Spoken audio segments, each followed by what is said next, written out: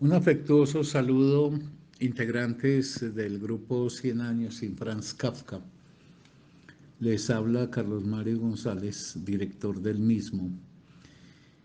En mi calidad de tal, a mí me corresponde elaborar, por un lado, una reflexión que permita aportar a las reflexiones particulares que hacen los participantes, tratar por mi cuenta de avanzar en dirección a la exploración de los contenidos posibles que se pueden sustentar en la formulación, en este caso de Carta al Padre, pero a mí también me incumbe hacer eventualmente algunas intervenciones de orden, yo diría formal, que apunten a que los propósitos del grupo se logren consumar en toda la complejidad de los mismos. Este grupo no quiere solamente leer a Kafka, sino leerlo bien. Y si a mí me dijesen cuáles son los tres propósitos explícitos que tiene la conformación de un grupo de estos, que es un grupo con un sentido social, es una forma de plantearnos la búsqueda de una sociedad que a través de sus integrantes eleve su capacidad de reflexión y de pensamiento al mismo tiempo que de crítica. Digo que si a mí me condujesen a circunscribir los propósitos básicos que me animaron en la constitución de esta experiencia, yo diría, sin dar muchos rodeos, que son tres cosas. Lo primero, leer a un grande. Yo soy un defensor de que hay que leer a los grandes pensadores, porque los grandes pensadores han pensado en grande y han explorado en grande, y por ende, en una vida que es tan breve, en donde ni el más acucioso de los lectores podría cubrir el 1% de la inmensa riqueza que ha cultivado la humanidad, es importante ser selectivo y dedicarle tiempo, energía y atención a lo que de entrada es una mina muy rica de posibilidades. Entonces lo primero que este grupo busca es leer a un grande, a Kafka. Lo segundo es que el grupo permita avanzar en la cualificación por parte de cada uno de la lectura.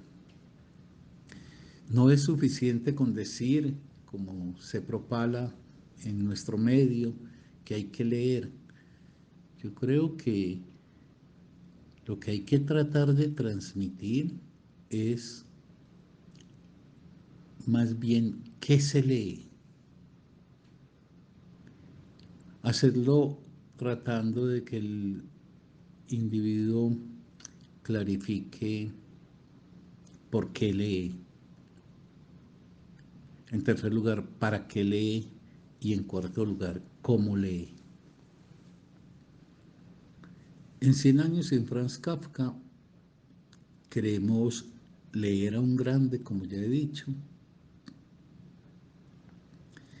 Leerlo porque tenemos preguntas en la vida, porque no vamos a los libros para que nos digan lo que ya sabemos, para que nos ratifiquen en lo que ya pensamos, sino porque tenemos preguntas frente a las cuales no encontramos respuestas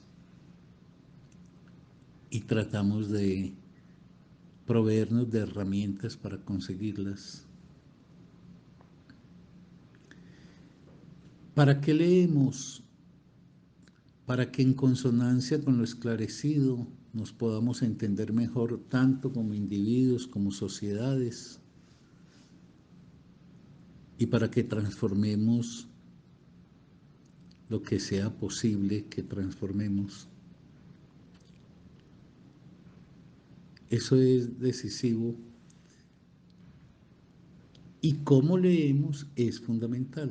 Y entonces voy a decir unas palabras sobre esto que no están de más, porque hacen parte del intento de ir fortaleciendo semana a semana una práctica que la verdad yo creo que está dando unos resultados bastante satisfactorios. Leer bien, el cómo leemos, para hacerlo de una forma que sea lo más fructífera posible, para que cada individuo pueda encontrar el goce del ejercicio de su pensamiento en ese encuentro con el texto. Leer bien es, y vamos a ejemplificar con la forma en que venimos adelantando la lectura de Carta al Padre, es circunscribirse uno al pasaje que está establecido. Eso tiene que ver esencialmente con atender de manera fehaciente, detenida, lo que está formulado en ese fragmento. Un problema de nuestra cultura es que somos ligeros, pasamos de largo y jamás nos detenemos. Circunscribirnos al fragmento, atender lo dicho por el autor y permanecer al interior de sus palabras es saber escuchar al autor. Es como en la conversación, hay que atender lo que dice otro ser humano, escucharlo al margen de si compartimos o no compartimos, si nos deja preguntas o no, hay que escucharlo. Esa es la primera condición de un vínculo interhumano y la lectura es un vínculo interhumano. Entonces hay que escuchar lo que efectivamente ha dicho el autor y a partir de escuchar bien, como cuando uno conversa, a partir de que oyó bien lo que el otro formuló, entonces, permitir que esas palabras que le vinieron del libro o del interlocutor abran el espacio de la reflexión propia. ¿Qué me hace reflexionar a mí lo que acabo de escuchar del amigo con el que he conversado o con el que estoy conversando o del libro que estoy leyendo? ¿Qué me hace reflexionar a partir de lo dicho? Y entonces en ese momento, pero solo en ese momento, después de haberlo escuchado atentamente, se puede salir de lo dicho por el otro y darle curso a la palabra propia de uno, pero cumpliendo con una condición que se impone tanto en la lectura bien hecha como en la conversación bien ejecutada, y es que al uno salir de la palabra del otro, porque ya la ha escuchado atentamente, uno no se desconecta, al poner en ejercicio la palabra propia de uno, uno no se desconecta de lo que el otro formuló. Y por ende la palabra de uno se mantiene cumpliendo tres condiciones. Es pertinente respecto a lo que leyó o respecto a lo que escuchó. Es una palabra, la de uno, que argumenta con relación a lo que va a formular. Y en tercer lugar, que es una palabra con retorno al otro, es decir, que uno vuelve al otro para o seguirlo leyendo o seguirlo escuchando. Eso es un buen leer, eso es dialogar con el texto como dialogar con otro ser humano, y ese es uno de los propósitos que buscamos nosotros en este grupo.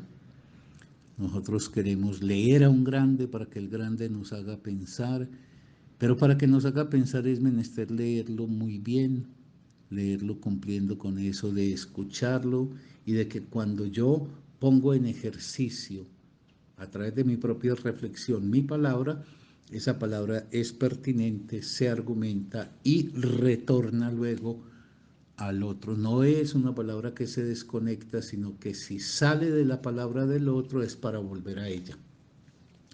Y el tercer propósito que busca esta experiencia es la de crear un lazo social.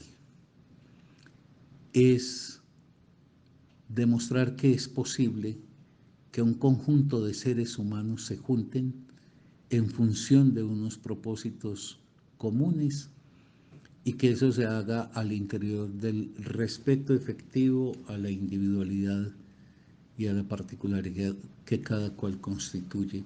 Es necesario en una sociedad atomizada de un individualismo desasosegante construir lazos sociales, lazos productivos, inteligentes, que aporten al conjunto y aporten a cada cual. Y por consecuencia, un grupo como el nuestro es un grupo que es un intento de construir un vínculo social que nos demuestre que los seres humanos nos podemos juntar amable y respetuosamente y que lo podemos hacer de forma inteligente y comprometidos con el examen de lo que somos en tanto seres en esa escala de lo personal, pero también en esa escala de lo colectivo. Esto lo quise decir para refrendar la línea de trabajo que nosotros tenemos en consonancia con lo que van siendo los muy buenos efectos que en mi opinión se están produciendo en la lectura que se está realizando. Y una de cuyas muestras es esta tercera sesión que se adelantó. Bueno, entonces yo voy a hacer algunas consideraciones generales en el tiempo que me resta de algunos de los puntos que se formularon tanto por el subgrupo de las mujeres como por el subgrupo de los hombres, pareciéndome, como lo digo, que la labor va cualificándose. Yo creo que quienes hayan escuchado con atención en uno y otro grupo podrán corroborar lo que digo, que uno va encontrando que cada vez se hacen mejores elementos en las intervenciones, se hacen a elementos más elaborados y por ende los aportes son valiosos y eso incide sobre la manera de uno poder leer. Voy a mencionarlo así muy también a la ligera para poder centrarme en dos o tres problemáticas que me parecieron muy importantes en lo enunciado por ambos grupos. Desde plantear problemas como el de la identidad, creo que es un problema importante en este fragmento que hemos leído, ese quién soy, por qué soy el que soy y no soy otro, hasta entender que la educación, una buena educación, no es una aprobación incondicional del otro, por ejemplo, del joven, ni es una ausencia de crítica con relación a su proceder o a sus formas de pensar, que no se trata de no disentir, que no se trata de no desaprobar, se trata siempre del cómo. Todo esto sigue en la línea de preguntas que son muy inquietantes y es cómo se hace un Kafka, porque no pareciera ser obviamente intención del padre haber dado como consecuencia a uno de los más grandes escritores que la humanidad ha tenido, pero es tampoco algo que deriva de una especie de sentarse Kafka un día en su adolescencia a tomar conciencia de lo vivido y hacer un ejercicio de voluntad. Yo quisiera que se descartaran esas dos formas simples de responder, de que uno resulta porque el padre se lo propuso, o la madre o los maestros, o de que simplemente que uno, como dueño absoluto de sí mismo, un día se sienta, toma decisiones y ejecuta un destino. También debo resaltar en la lectura que se hizo la insistencia muy valiosa de quienes han formulado este leer, es leernos. Esto es ir a un hombre que intentó pensar quién eres tu padre, quién soy yo, hijo, pero ir de ellos dos hacia uno como lector y preguntarse entonces uno por uno mismo, por sus formas de haber construido también un derrotero vital. Con ello, lo que se nos abre es la posibilidad precisamente de superar esa forma dañina de una cultura que nos habitúa a no hablar y a no pensar, a que nos volvamos sujetos sin palabra. Pero ojo, que, y estoy aquí haciendo un seguimiento pues de las formulaciones que hicieron las mujeres, que ojo, que a mí me interesa mucho es decirles, mire, la cosa es más compleja de lo que a simple vista se ve. No es tan sencillo. Y quizás en esto corro el riesgo de ser reiterativo, pero siento que es menester recabar en ese punto. Miren, Kafka perdió el habla y perdió el pensamiento propio, pero ante el Padre, Kafka no podía pensar por cuenta suya ante el Padre, ni podía hablar ante el Padre, y estaba intimidado. Pero atención, Kafka no perdió el habla ante el mundo, no perdió la palabra ante el mundo, pues no solamente queda plasmado en la magistralidad de su escritura, que es una escritura dirigida al mundo, sino que también en lo correspondiente al habla, Kafka era un inmenso orador y Kafka podía dirigirse, incluso con discrepancia, hacia figuras que son de alguna manera representativas de lo paterno en tanto detentador de la ley como son los jefes.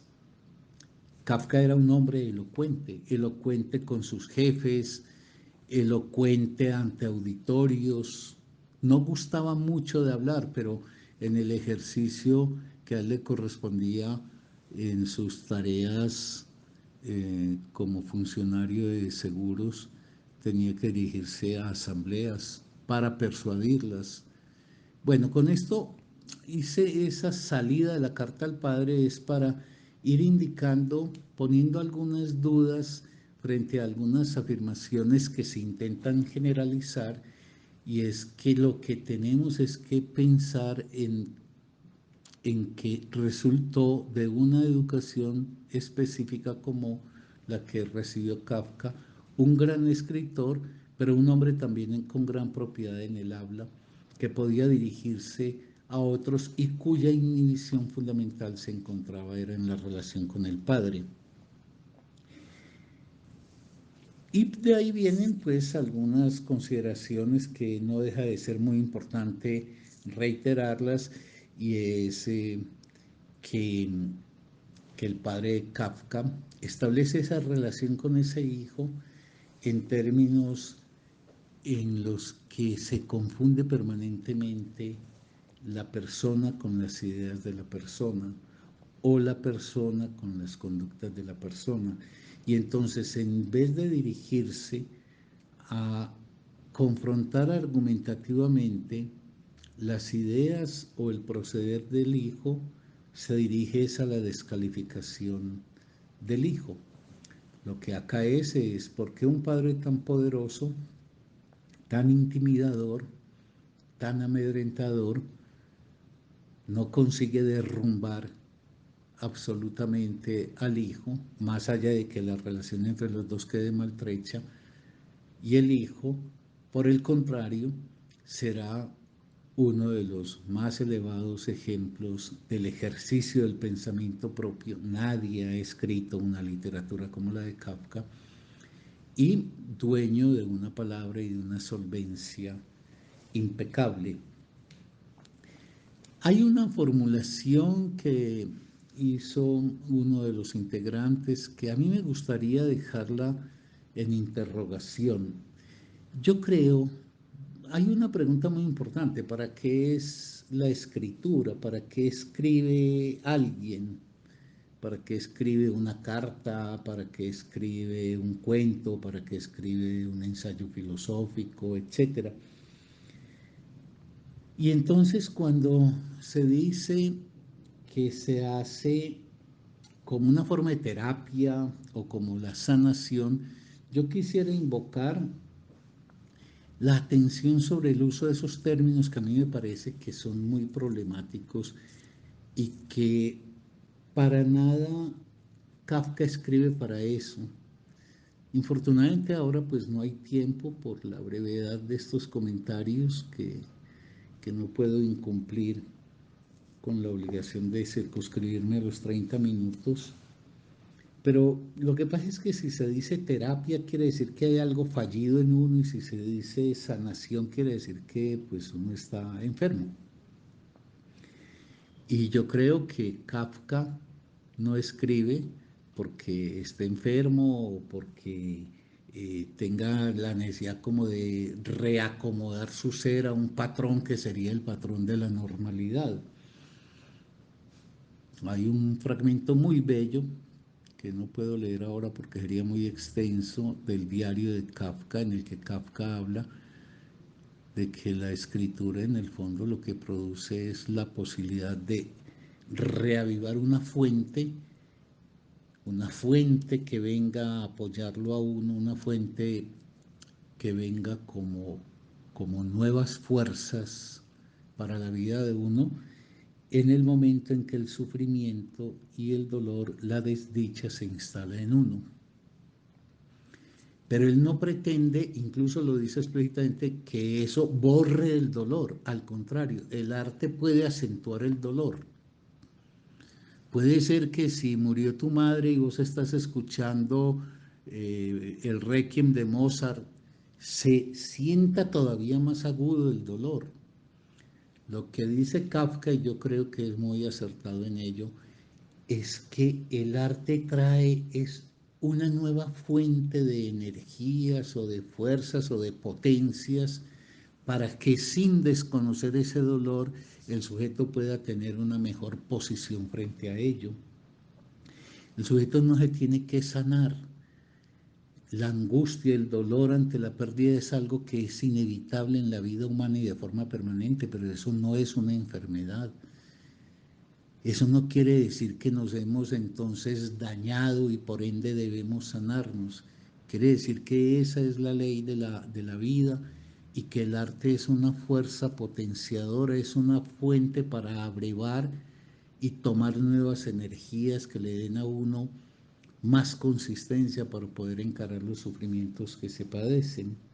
Por eso no se busca necesariamente el alivio, se busca la resignificación. Y la carta al padre es en ello magistral, porque la carta al padre, que yo insisto que es una carta en el escenario de un vínculo absolutamente amable, es una carta crítica, pero no es una carta hostil, no es una carta que va a romper vínculos y a deshacer historias, es por el contrario lo que busca con la escritura es poder entender mejor lo que se ha sido en la relación con el otro y a partir de ese poder entender mejor, poder ordenar mejor los vínculos con el otro. Esa es la pretensión que uno supone que subyace en la carta de Kafka. Por eso, si a mí me dicen que la escritura exorciza, yo no tendría discrepancias y por exorcizar quiere decir que el escritor se pone de cara a sus dramas, a sus angustias para hacer algo con ellas, no para desconocerlas ni para condenarlas como si fuese algo impropio, malsano que habría que abolir. Es por el contrario, es permanecer en el sufrimiento para hacer algo con esa materia prima del sufrimiento. Y hay un otro punto en el que yo debo insistir a partir de uno de los comentarios inteligentes que se hizo por parte de uno de los hombres, y es de dónde viene la tosquedad y la agresividad de Hermann Kafka, del padre, porque entonces se hace una cadena. Si Kafka recibe una educación donde la imprecación, la descalificación, etcétera, es una constante, entonces vámonos para atrás que el padre fue a su vez hijo de lo mismo y se puede entonces aludir a la vida difícil, a la leyenda que el mismo Hermann Kafka le relataba a sus hijos de que él había venido de menos a más, que todos los esfuerzos de él para superarse, etcétera. Pero Pero formular esto, y quien lo formuló cede su inteligencia como para que yo pueda dar por sentado que eso lo habrá pensado, es que lo que tenemos que plantearnos es que vidas difíciles han tenido millones de seres humanos, millones de padres, pero no todos los padres con dificultades proceden como Hermann Kafka, y si proceden como Hermann Kafka, con educaciones intimidadoras, autoritarias, negadoras del otro, etc., no resultaron, como he dicho ya varias veces, Franz Kafkas por multitudes. Yo quiero insistir en esto porque es que me parece que es una de las malversaciones que a veces se hace con el arte, pero no por la persona a quien estoy en este momento recordando, porque ella no lo formuló así, sino que esto se me vino como una asociación. Y es que hay un tránsito a veces para pensar el arte que viene de unas interpretaciones que me disculparán, pero tienen su origen en la forma en que se concibe la psicología, y por eso yo sí creo que hay que marcar siempre una diferencia sustancial entre la psicología, que mal que bien se tiene que mover en dimensiones tipológicas, de lo que es el psicoanálisis, que aborda la subjetividad. Y es porque se pretende, digamos, establecer una especie de criterio universal a partir de lo cual se podría explicar lo particular. Entonces, como hay muchas educaciones intimidadoras, autoritarias, etcétera, ergo los hijos, tal cosa. Y lo que está permanentemente mostrándonos la carta al Padre es que eso no se cumple, que de esa educación atrofiante por principio, que pareciera dejar entonces un ser deshecho por razones que no son controlables ni predecibles, se produce como efecto la singularidad prodigiosa de un hombre como Kafka. A mí es que me interesa mucho en el conocimiento saber que hay cosas que no se pueden saber, porque no tenemos los elementos para explicarlas. No se sabe por qué un individuo resulta así. Y hay que plantearse, y esto deriva pues de algunas de las otras intervenciones, hay que plantearse una relación con otro ser humano, hijo, alumno, conciudadano, etcétera, pero no por los efectos que va a producir esa relación, porque es que son como las consecuencias de los modelos empresariales dirigidos a concebir los seres humanos. Se piensa siempre es en el finalismo, ¿no? Es que debo tratar al hijo mío o al alumno mío de esta manera para que resulte tal cosa. No, en lo humano no sabemos qué va a resultar. Y entonces, ¿por qué hay que discutir malas educaciones, educaciones caracterizadas por la arbitrariedad, por el despotismo, etcétera? Simplemente porque es por la condición humana, sin pensar en el propósito último. Es por el tipo de vínculo entre los seres humanos que debemos tener, por ejemplo, una relación caracterizada por el respeto a la integridad y a la identidad del otro, sea el que fuere, hijo, alumno, amigo, conciudadano. Una relación definida por la amabilidad y la delicadeza con respecto a la condición humana que encarna el otro. Una relación que permita situarse uno en el lugar del otro, valga decir, avanzar a la comprensión del otro, y una relación que permita el entendimiento de lo que sucede en ese vínculo que se está estableciendo. Yo, por lo menos en mi condición de profesor, yo nunca me propuse que yo iba a definir una metodología de trabajo para que resulte. Yo no sabía que iba a resultar, pero lo que yo sí sabía es que yo tenía seres humanos, que son seres humanos de 1 año, de 20 años, de 50 años, a los cuales había que atender con respeto a su integridad y a su identidad, con amabilidad y delicadeza, precisamente porque es una forma de considerar la valoración que hacemos de lo humano propio y de lo humano ajeno. una comprensión para tratar de salir del formato en que uno se encuentra para ponerse en el lugar del otro y poder ver cómo el otro está viendo, entendiendo o actuando el mundo. Y una relación que busque el entendimiento para que los términos de ese encuentro sean los términos más apropiados posibles. Pero de ahí, ¿qué vaya a derivar? ¿Qué consecuencias vayan a acaecer? Eso escapa completamente a las posibilidades humanas. Y en este fragmento, en la carta al padre, una de las cosas que está mostrada con dramatismo por Kafka es de todas maneras el daño en el vínculo interhumano que se produce cuando esa herramienta potentísima de nuestra vida que se llama el diálogo no tiene lugar a su realización.